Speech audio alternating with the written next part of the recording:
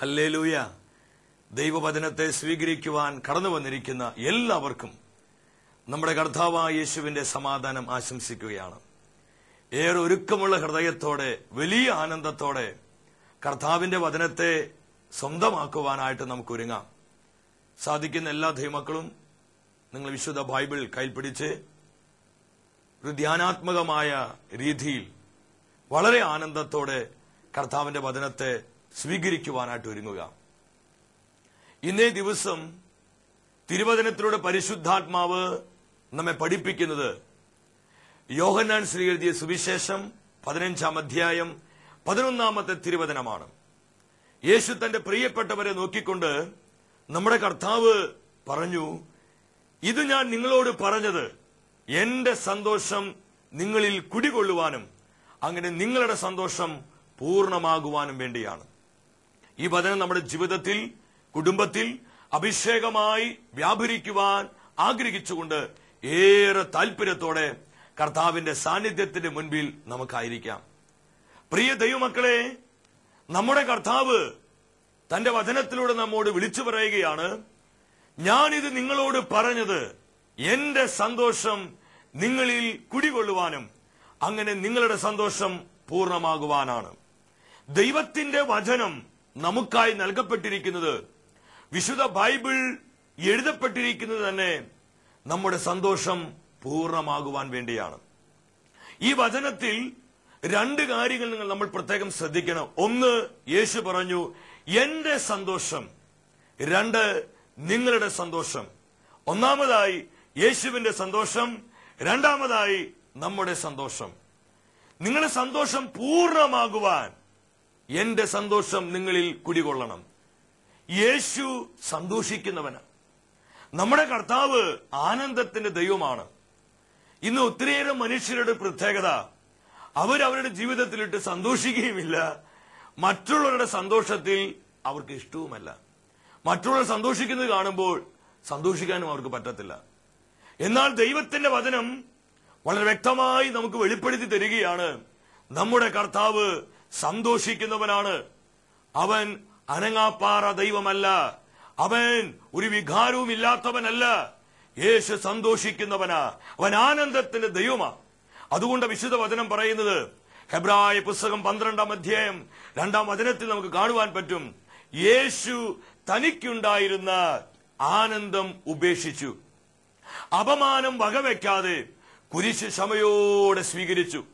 നമ്മുടെ വീണ്ടെടുപ്പിന് വേണ്ടി, നമ്മുടെ രക്ഷയ്ക്ക് വേണ്ടി നമ്മുടെ കർത്താവായ യേശു തനിക്കുണ്ടായിരുന്ന ആനന്ദത്തെ ഉപേക്ഷിച്ചു. അപ്പൊ യേശുവിൽ എന്തുണ്ടായിരുന്നു? ആനന്ദമുണ്ടായിരുന്നു. വീണ്ടും ഹെബ്രായ പുസ്തകം 1-ാം അധ്യായം 9-ാം തിരുവചനത്തിലേക്ക് നമ്മൾ വരുമ്പോൾ കാണുവാൻ പറ്റും, പിതാവായ ദൈവം ആനന്ദത്തിന്റെ തൈലം കൊണ്ട് നമ്മുടെ കർത്താവിനെ അഭിഷേകം ചെയ്തു. ആനന്ദത്തിന്റെ തൈലത്താൽ യേശുവിനെ ദൈവം നിറയ്ക്കുകയാ. യേശുവിന്റെ ജീവിതം ആനന്ദത്തിന്റെ ജീവിതമായിരുന്നു. പിതാവായ ദൈവത്തിന്റെ ആനന്ദമായിരുന്നു നമ്മുടെ കർത്താവായ യേശു. യേശു സന്തോഷിക്കുന്നവനാ. ഇന്ന് ഒത്തിരിയേറെ മനുഷ്യർക്ക് മറ്റൊരു ധാരണയുണ്ട്. ക്രിസ്തീയ ജീവിതം എന്ന് പറയുന്നത്, ആത്മീയ ജീവിതം എന്ന് പറയുന്നത് അത് കണ്ണുനീരിന്റെ മാത്രം ഒരു ജീവിതമാണ്. അത് ദുഃഖദുരിതങ്ങളുടെ മാത്രം ഒരു ജീവിതമാണ്. അത് കഷ്ടപ്പാടുകളുടെ മാത്രം ഒരു ജീവിതമാണ്. ഇന്ന് അനേകരുടെ ഉള്ളത്തിൽ പിശാച് ഈ ചിന്ത കൊടുത്തിരിക്കുകയാ. കർത്താവിനോടുള്ള കൂട്ടായ്മ, കർത്താവിനോടുള്ള ബന്ധത്തിലുള്ള വളർച്ച എന്ന് പറയുന്നത് അത് കണ്ണുനീരിന്റെ മാത്രം അനുഭവമാണെന്ന്. എന്നാൽ നമ്മൾ മനസ്സിലാക്കുക, ക്രിസ്തീയ ജീവിതം കണ്ണുനീരിന്റെ മാത്രം ഒരു ജീവിതമല്ല. ആത്മീയ ജീവിതം എന്ന് പറയുന്നത് കഷ്ടപ്പാടിന്റെയും ദുഃഖ ദുരിതങ്ങളുടെയും മാത്രം ഒരു ജീവിതമല്ല. അത് ആനന്ദത്തിന്റെ ജീവിതമാണ്, അത് സ്നേഹത്തിന്റെ ജീവിതമാണ്, അത് സമാധാനത്തിന്റെ ജീവിതമാണ്. ഇവിടെ യേശു പറഞ്ഞു, നിങ്ങളുടെ സന്തോഷം പൂർണ്ണമാകുവാൻ എന്റെ സന്തോഷം നിങ്ങളിൽ കുടികൊള്ളണം. ഇന്ന് സന്തോഷം പൂർണ്ണമാകുവാൻ വേണ്ടി ആഗ്രഹിക്കുന്നവരാണ് നമ്മൾ ഓരോരുത്തരും തന്നെ. നമ്മളെല്ലാവരും തന്നെ ആഗ്രഹിക്കുന്ന ഒരു കാര്യമാണ് സന്തോഷം പൂർണ്ണമാകണം. പലപ്പോഴും ധ്യാന ശുശ്രൂഷകളിലേക്ക് കടന്നു ചെല്ലുമ്പോൾ അനേകര് വന്ന് ഇപ്രകാരം ചോദിക്കാറുണ്ട്, പ്രിയ സഹോദര, എന്റെ സന്തോഷം പൂർണ്ണമാകാനുള്ള വഴി ഒന്ന് പറഞ്ഞു തരൂ, എന്റെ കുടുംബത്തിന്റെ സന്തോഷം പൂർണ്ണമാകാനുള്ള വഴി ഒന്ന് പറഞ്ഞു തരൂ, എന്റെ മക്കളുടെ സന്തോഷം പൂർണ്ണമാകാനുള്ള വഴി ഒന്ന് പറഞ്ഞു തരൂ. സന്തോഷം പൂർണ്ണമാകാൻ ഞങ്ങൾ എന്താണ് ചെയ്യേണ്ടത്? അനേകർ ചോദിക്കുന്ന ഒരു ചോദ്യമാണ്. പക്ഷെ പലരും ഇന്ന് സന്തോഷം പൂർണ്ണമാകുവാൻ വേണ്ടി ചെയ്യുന്ന കാര്യങ്ങൾ കർത്താവിന്റെ വചനത്തിന് വിരുദ്ധമായ കാര്യങ്ങളാണ്. ദൈവത്തോട് മറുതലിക്കുന്ന കർത്താവിന്റെ വഴി വിട്ട് സ്വന്തം വഴികളിൽ ഇന്ന് അനേകര് സന്തോഷം പൂർണ്ണമാകാൻ വേണ്ടി സിനിമയുടെ പുറകെ പായുന്നു, സീരിയലുകൾ കണ്ടിങ്ങനെ രസിച്ചിരിക്കുന്നു. വേറെ കുറെ മനുഷ്യരെ കായിക വിനോദങ്ങളുടെ പുറകെ പോകുന്നു. മറ്റു ചിലരെ സന്തോഷം പൂർണ്ണമാകാൻ വേണ്ടി മദ്യപാനം, ലൈംഗികമായ അരാജകത്വങ്ങള്, തെറ്റായ ബന്ധങ്ങള്, മ്ലേച്ഛകരമായ ജീവിതങ്ങള്, വഷളത്വത്തിൻ്റെതായ ജീവിതങ്ങള്, ഇങ്ങനെ സന്തോഷം പൂർണ്ണമാകുവാൻ ഒരുപാട് കാര്യങ്ങൾ ചെയ്യുന്നുണ്ട്. ഈ അടുത്ത നാളുകളിൽ ഒരു സഹോദരൻ വന്ന് ഇപ്രകാരം എന്നോട് പങ്കുവെച്ചു. പ്രിയ സഹോദര, ഞാൻ ഒരുപാട് ധ്യാനങ്ങളിൽ ശുശ്രൂഷകൾ പങ്കെടുത്തിട്ടുണ്ട്. എന്നാൽ ഒരു കാര്യം എനിക്ക് പറയാനുണ്ട്. ഈ ലോകത്തിന്റെ സകലവിധ വഴികളിലും ഈ ലോകത്തിന്റെ എല്ലാവിധ സുഖങ്ങളിലും വ്യാപരിച്ചൊരു മനുഷ്യനാണ് ഞാൻ ഇതെല്ലാം ചെയ്തത് എന്റെ സന്തോഷം ഒന്ന് പൂർണ്ണമാകാൻ വേണ്ടിയാ. ഞാൻ അദ്ദേഹത്തോട് ചോദിച്ചു, സഹോദര, ഇതെല്ലാം ചെയ്തിട്ട് സന്തോഷം പൂർണ്ണമായോ? അദ്ദേഹം വളരെ ദുഃഖത്തോടു കൂടി എന്നോട് പറഞ്ഞു, സന്തോഷം പൂർണ്ണമാവുകയല്ല ചെയ്തത്, ഉള്ള സന്തോഷം കൂടി നഷ്ടപ്പെട്ടു പോയി എന്ന്. വളരെ വേദനയോടുകൂടി പറയാ, ഉള്ള സന്തോഷം കൂടി നഷ്ടപ്പെട്ടു. ഇന്ന് അനേകർ ലോകത്തിന്റെ വഴിയിൽ, ലോകത്തിന്റെ മാർഗത്തിൽ നടക്കുന്നതിന് കാരണം അവരുടെ സന്തോഷം പൂർണ്ണമാകാനാ. എന്നാൽ യേശു നമ്മെ പഠിപ്പിക്കുകയാ, ഇതുകൊണ്ടൊന്നും നമ്മുടെ സന്തോഷം പൂർണ്ണമാവുകയില്ല. എന്റെയും നിങ്ങളുടെയും സന്തോഷം പൂർണ്ണമാകാനുള്ള വഴി കർത്താവ് തന്നെ പറഞ്ഞു തരുന്നുണ്ട്. ഒന്നാമത്തെ വഴി, യേശുവിന്റെ സന്തോഷം നമ്മളിൽ കുടികൊള്ളണം. യേശുവിന്റെ സന്തോഷം നമ്മളിൽ ഇരിക്കണം. മറ്റൊരർത്ഥത്തിൽ യേശുവിന്റെ സന്തോഷം നമ്മുടെ ജീവിതത്തിന്റെ ഏറ്റവും മുൻഗണനയായി മാറണം. നമ്മുടെ ജീവിതത്തിൽ ഏറ്റവും വലിയ പ്രയോറിറ്റി, നമ്മുടെ ജീവിതത്തിലെ ഏറ്റവും വലിയ ആനന്ദമായി മാറണം യേശുവിന്റെ സന്തോഷം. യേശുവിന്റെ സന്തോഷം എന്നിൽ കുടികൊള്ളുമ്പോഴാണ്, എന്നിൽ ഇരിക്കുമ്പോഴാണ് എന്റെ സന്തോഷം പൂർണ്ണമാകുന്നത്. പ്രിയ ദൈവമക്കളെ, കർത്താവ് നമ്മളോട് പറയാ, സന്തോഷം പൂർണ്ണമാകുവാൻ ആഗ്രഹിക്കുന്ന ഓരോ വ്യക്തികളോടും ഇത് തന്നെയാണ് കർത്താവ് വിളിച്ചു പറയുന്നത്. എന്റെ സന്തോഷം നിങ്ങളിൽ ഇരിക്കണം, എന്റെ സന്തോഷം നിങ്ങളുടെ ജീവിതത്തിന്റെ ആനന്ദമായി മാറണം. ഞാൻ നിങ്ങളോട് ചോദിക്കട്ടെ, ഇത് നമ്മുടെ ജീവിതത്തിൽ നമ്മൾ എന്തിനാണ് പ്രയോറിറ്റി കൊടുക്കുന്നത്? കർത്താവിന്റെ സന്തോഷത്തിനാണോ? അത് നമ്മുടെ ചില സുഖങ്ങൾക്കാണോ? യേശുവിന്റെ സന്തോഷത്തിനാണോ? അത് നമ്മുടെ താല്പര്യങ്ങൾക്കാണോ? യേശുവിന്റെ സന്തോഷത്തിനാണോ? അത് നമ്മുടെ ഇഷ്ടങ്ങൾക്കാണോ? നമ്മൾ എന്തിനാണ് മുൻഗണന കൊടുക്കുന്നത്? യേശുവിന്റെ സന്തോഷത്തിന് നമ്മൾ മുൻഗണന കൊടുക്കുമ്പോൾ മാത്രമാണ് നമ്മുടെ സന്തോഷം പൂർണ്ണമാവുകയുള്ളൂ. കർത്താവിന്റെ ഹൃദയത്തെ വേദനിപ്പിക്കുന്ന, അവന്റെ സന്തോഷത്തെ കെടുത്തിക്കളയുന്ന ഒന്നിലും ഞാൻ വ്യാപരിക്കരുത്. അതുകൊണ്ട് സങ്കീർത്തകനായ ദാവീദ് പറഞ്ഞു, ദാവീദ് രാജാവായിരുന്നു, ഒപ്പം പ്രവാചകനായിരുന്നു. പരിശുദ്ധാത്മ നിറയപ്പെട്ടുകൊണ്ട് ദാവീദ് വിളിച്ചു പറഞ്ഞു, സങ്കീർത്തനം 4:7 എന്താ ദാവീദ് പറഞ്ഞത്? ധാന്യത്തിന്റെയും വീഞ്ഞിന്റെയും സമൃദ്ധിയിൽ അവർക്കുണ്ടായതിലേറെ ആനന്ദം എന്റെ ഹൃദയത്തിൽ കർത്താവ് നിക്ഷേപിച്ചിരിക്കുന്നു. ധാന്യത്തിന്റെയും വീഞ്ഞിന്റെയും സമൃദ്ധി അവർക്കുണ്ടായതിലേറെ ആനന്ദം. എന്താണ് ഈ ധാന്യത്തിന്റെയും വീഞ്ഞിന്റെയും സമൃദ്ധിയിൽ ഉണ്ടാകുന്ന ആനന്ദം? അതാണ് ഭൗതികമായ ആനന്ദം. ഭൗതികമായ നേട്ടങ്ങൾ വരുമ്പോൾ ഇന്ന് ഒത്തിരിയേറെ മനുഷ്യരെ സന്തോഷിക്കുന്നവരാ. നമുക്കറിയാം, റബ്ബറിന് വില കൂടുമ്പോൾ നമ്മളെല്ലാവരും സന്തോഷിച്ചുകൊണ്ടിരിക്കുക. എന്തൊരു സന്തോഷം നമുക്ക്! ഏലത്തിന് വില കൂടുമ്പോൾ നമുക്ക് എല്ലാവർക്കും സന്തോഷമാണ്. ജോലിയിൽ സ്ഥാനക്കയറ്റം കിട്ടുമ്പോൾ നമ്മളെല്ലാവരും ഒത്തിരി സന്തോഷിക്കുന്നവരാ. ശമ്പള വർധന ഉണ്ടാകുമ്പോൾ എന്തൊരു സന്തോഷം നമുക്ക്! നമ്മുടെ കുടുംബത്തിൽ ഒരു കുഞ്ഞിന് ബർത്ത്ഡേ വരുമ്പോൾ, അല്ലെങ്കിൽ ഏതിനും വലിയ സെലിബ്രേഷൻ വരുമ്പോൾ എന്തൊരു സന്തോഷം നമുക്ക്! ഇതെല്ലാം ഭൗതികമായ നന്മകളിൽ ഉണ്ടാകുന്ന സന്തോഷമാ. എന്നാൽ ഒരു ദൈവ പൈതൽ ഭൗതികമായ നന്മകളിൽ മാത്രം സന്തോഷിച്ചിരിക്കേണ്ടവളല്ല, ആത്മീയമായ സന്തോഷത്തിൽ വളരേണ്ടവരാണ് അവര്. ഇപ്രകാരം ആത്മീയമായ ആനന്ദത്തിൽ നമ്മൾ വളരുവാനാണ് സ്വർഗത്തിലെ ദൈവം അതിയായി ആഗ്രഹിക്കുന്നത്. 2 തരത്തിലുള്ള സന്തോഷങ്ങളുണ്ട്. 1 ഭൗതികമായ സന്തോഷം, 2 ആത്മീയമായ സന്തോഷം. ഭൗതികമായ നന്മകൾക്ക് വേണ്ടി മാത്രം നമ്മൾ യേശുവിന്റെ പുറകെ പോകുന്നവരായി മാറരുത്.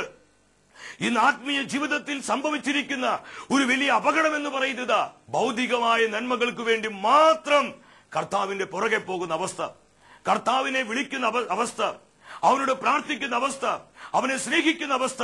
ഞാനൊരു കാര്യം പറയട്ടെ, ഭൗതിക നന്മകൾ കർത്താവ് നമുക്ക് നൽകും.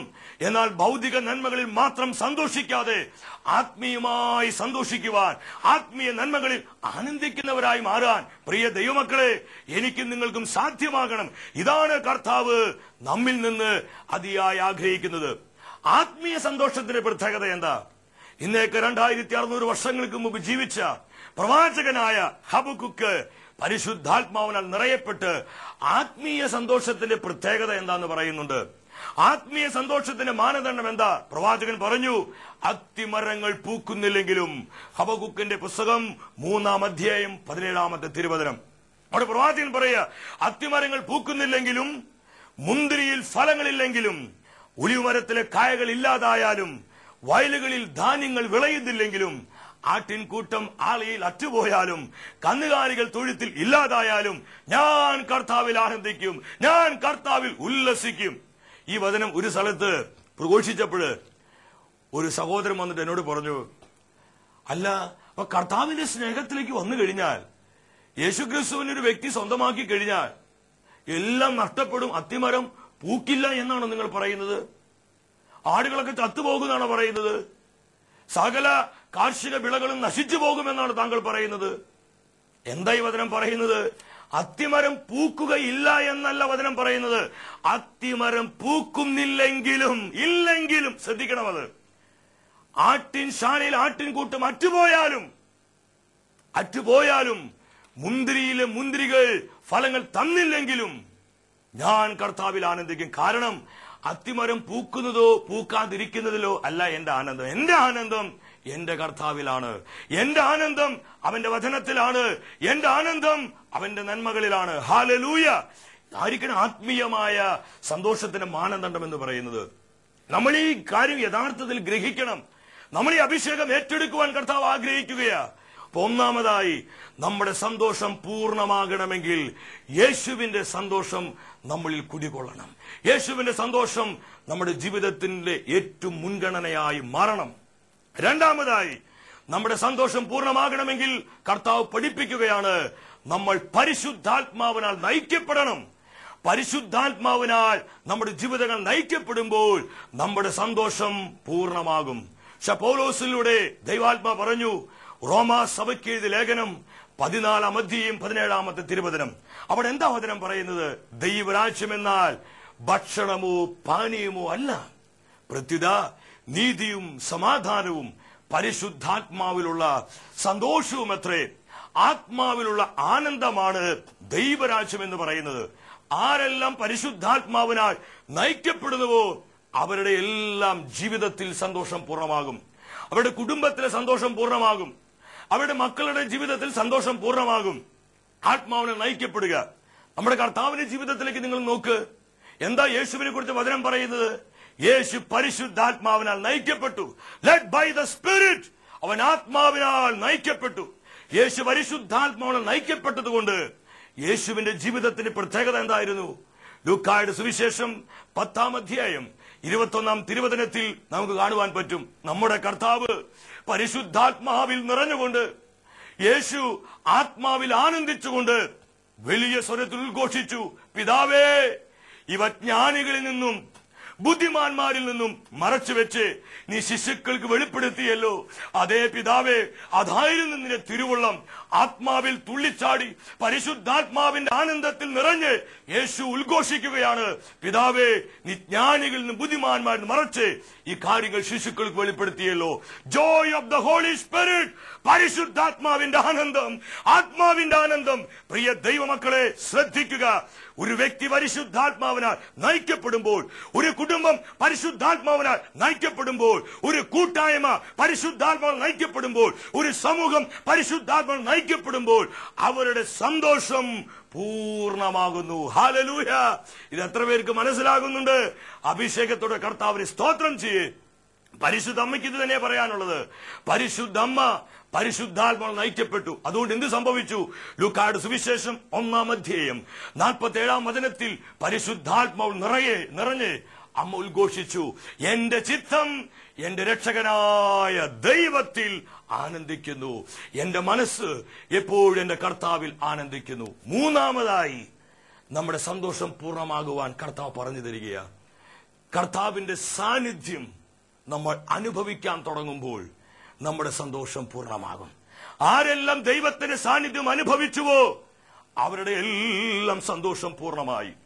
മത്തായിയുടെ സുവിശേഷം 17-ാം അധ്യായം 1 മുതൽ വാക്യങ്ങൾ നമ്മൾ പഠിക്കുമ്പോൾ കാണുവാൻ പറ്റും. യേശു പത്രോസിനെയും യാക്കോബിനെയും യോഹന്നാനെയും മാത്രം കൂട്ടിക്കൊണ്ട് താബോർ മലയിലോട്ട് പോയി. അവൻ ആ മലയിൽ പ്രാർത്ഥിച്ചുകൊണ്ടിരിക്കുമ്പോൾ ഇത് അവന്റെ മഹത്വം വെളിപ്പെട്ടു. യേശു രൂപാന്തരപ്പെടുകയാ. താബോർ മല മുഴുവൻ ദൈവ സാന്നിധ്യം കൊണ്ട് നിറഞ്ഞു. കർത്താവിന്റെ മഹിമയാർന്ന തേജസ്സിന്റെ മേഘങ്ങൾ താബോർ മലയെ ആവരണം ചെയ്തു. ആ മല മുഴുവൻ ദൈവ സാന്നിധ്യം കൊണ്ട് മുഖരിതമായി. കർത്താവിന്റെ സാന്നിധ്യം അപ്പോസ്തലന്മാര് കണ്ടു. പത്രോസും യാക്കോബും യോഹന്നാനും കർത്താവിന്റെ ഗ്ലോറി കണ്ടു, അവന്റെ തേജസ് കണ്ടു. ഈ സാന്നിധ്യം അവർ അനുഭവിച്ചു കഴിഞ്ഞപ്പോൾ നിരാശ മാറി, അസ്വസ്ഥ മാറി, ക്ഷീണം മാറി. അവർ യേശുവിനോട് പറഞ്ഞു, കർത്താവേ, നമുക്കിവിടെ വിട്ടു പോകണ്ട, നമുക്കിവിടെ ആയിരുന്നാൽ മതി. എന്തെന്നില്ലാത്ത ആനന്ദം, joy of the Holy Spirit, പരിശുദ്ധാത്മാവിന്റെ ആനന്ദം അവരെ ഭരിക്കുവാൻ തുടങ്ങി, അവരിൽ ചലിക്കുവാൻ തുടങ്ങി, അവരത് സ്വാധീനിക്കാൻ തുടങ്ങി. അവര് പറഞ്ഞു, കർത്താവേ, ഇവിടം വിട്ട് നമുക്ക് പോകേണ്ട. പ്രിയ സഹോദര സഹോദരി, നീ നിന്റെ ദൈവത്തിന്റെ സാന്നിധ്യം അനുഭവിക്കാൻ തുടങ്ങുമ്പോൾ നിന്റെ ജീവിതത്തിൽ സന്തോഷം പൂർണ്ണമാകാൻ തുടങ്ങും. നിന്റെ ജീവിതത്തിൽ മാത്രമല്ല, നിന്റെ കുടുംബത്തിന്റെ സന്തോഷം പൂർണ്ണമാകാൻ തുടങ്ങും. അതുകൊണ്ട് ദാവീദ് വീണ്ടും വിളിച്ചു പറഞ്ഞു, സങ്കീർത്തനം 16:11, കർത്താവേ, അങ്ങയുടെ സന്നിധിയിലാണ് എനിക്ക് സന്തോഷത്തിന്റെ പൂർണ്ണതയുള്ളത്, എനിക്ക് ആനന്ദത്തിന്റെ പൂർണ്ണതയുള്ളത്. നിന്റെ സന്നിധിയിൽ, എന്റെ അധികാരത്തിലല്ല, എന്റെ രാജസ്ഥാനത്തല്ല, എന്റെ സമ്പത്തിലല്ല, എന്റെ സ്വാധീനത്തിലല്ല, എന്റെ കഴിവുകളിലല്ല, എന്റെ ആരോഗ്യത്തിലല്ല, എനിക്ക് നീ തന്നിരിക്കുന്ന മറ്റ് സംവിധാനങ്ങളിലല്ല, നിന്റെ പ്രസൻസിൽ, നിന്റെ സാന്നിധ്യത്തിൽ. അതുകൊണ്ട് നമ്മൾ പാടുന്നത്, നിൻ സാന്നിധ്യം മതി എൻ യേശുവേ, നിൻ പ്രസാദം മതി ഇന്നെനിക്ക്. ഇതെന്തൊരു ആനന്ദത്തിന്റെ പൂർണ്ണതയാ! ഇതാണ് സന്തോഷത്തിന്റെ നിറവ്. അവന്റെ സാന്നിധ്യം ആരൊക്കെ അനുഭവിക്കുന്നുവോ അവരുടെ എല്ലാം സന്തോഷം പൂർണ്ണമാകും. അതുകൊണ്ട് സന്തോഷം പൂർണ്ണമാകാൻ വേണ്ടി പിശാചിന്റെ പുറകെ പോകരുത്. ഇന്ന് യോഗ അഭ്യാസങ്ങള്, യോഗയുടെ പുറകെ ചില മെഡിറ്റേഷൻസ്, മന്ത്രം, തന്ത്രം, എന്തിനൊക്കെ പുറകെ ഓടിക്കൊണ്ടിരിക്കുന്നത്. കർത്താവ് ഈ മെസ്സേജ് ഇന്ന് എനിക്കും നിങ്ങൾക്കുമായി തന്നത് മറ്റൊന്നിനു വേണ്ടിയല്ല, നമ്മുടെ സന്തോഷം പൂർണ്ണമാകാനാ. യേശു പറഞ്ഞു, ഇത് ഞാൻ നിങ്ങളോട് പറഞ്ഞത്. ഏത്? ഈ പറഞ്ഞ കാര്യങ്ങൾ കർത്താവ് നമ്മളോട് പറഞ്ഞത്. ഒന്ന്, അവന്റെ സന്തോഷം നമ്മുടെ സന്തോഷമായി മാറാൻ, അവന്റെ സന്തോഷം നമ്മളിൽ കുടിക്കൊള്ളാൻ, അവന്റെ സന്തോഷം നമ്മളെ ഭരിക്കുവാൻ, നിയന്ത്രിക്കുവാൻ, അങ്ങനെ നമ്മുടെ സന്തോഷം പൂർണ്ണമാകാൻ. പ്രിയമുള്ളവരെ, തുറന്നു വരുന്ന ആരാധന ശുശ്രൂഷയിൽ ഈ ഒരു അഭിഷേകം നമുക്ക് ഏറ്റെടുക്കാം. പരിശുദ്ധ അമ്മേ, ഞങ്ങളുടെ അമ്മേ, സകല വിശുദ്ധരെ, ഈ വചനം അഭിഷേകമായി ഞങ്ങളിൽ കത്തിപ്പടരുവാൻ ഞങ്ങൾക്ക് വേണ്ടി പ്രാർത്ഥിക്കണമേ. കർത്താവായ ദൈവം നമ്മളെല്ലാവരെയും സമൃദ്ധമായി ഈ വചനത്തിന്റെ ശക്തിയാൽ, യോഗ്യതയാൽ അനുഗ്രഹിക്കട്ടെ.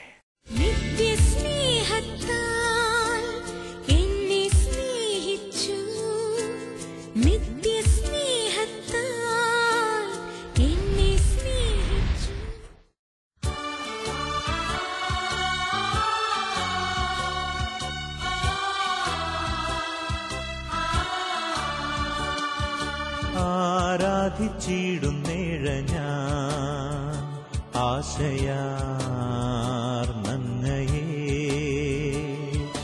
സക്രാരിയിൽ മറഞ്ഞ നിസ്തുല പ്രാഭവം വാഴ്ത്തുവാൻ. ആരാധിച്ചിടുന്നേഴ ഞാൻ ആശയാർന്നങ്ങയെ.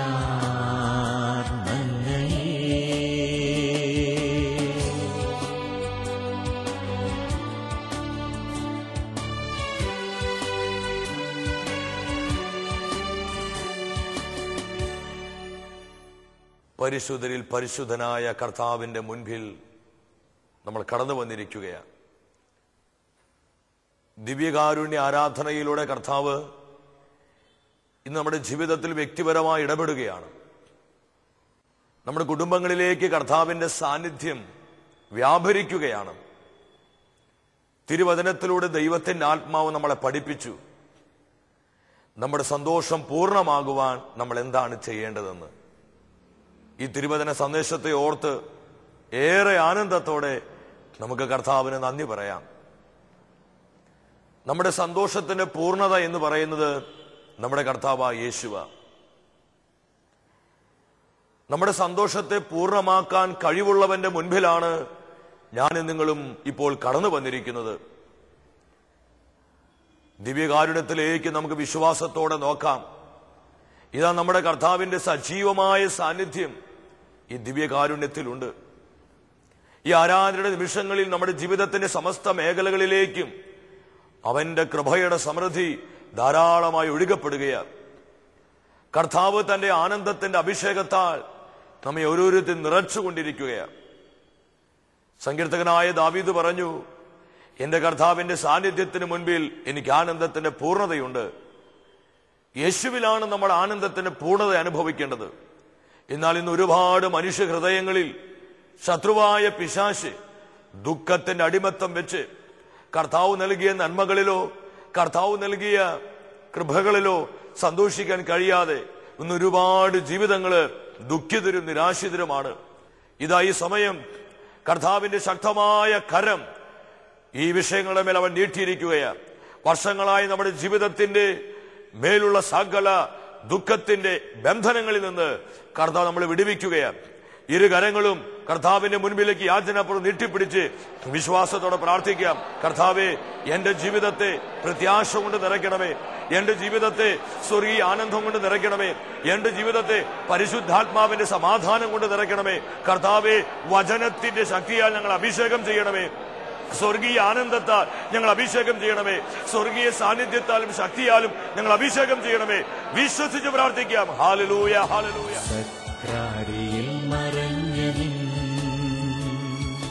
നിസ്തുല പ്രാഭവം വാഴ്ത്തുവാൻ ആരാധിച്ചിടും നേര ഞാൻ ആശയാർന്നങ്ങയെ.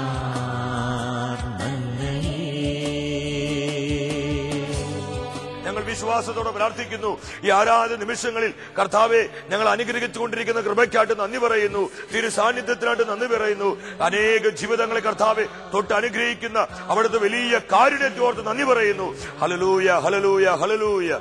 യേശുവേ നന്ദി, യേശുവേ സ്തുതി, യേശുവേ ആരാധന, യേശുവേ മഹത്വം.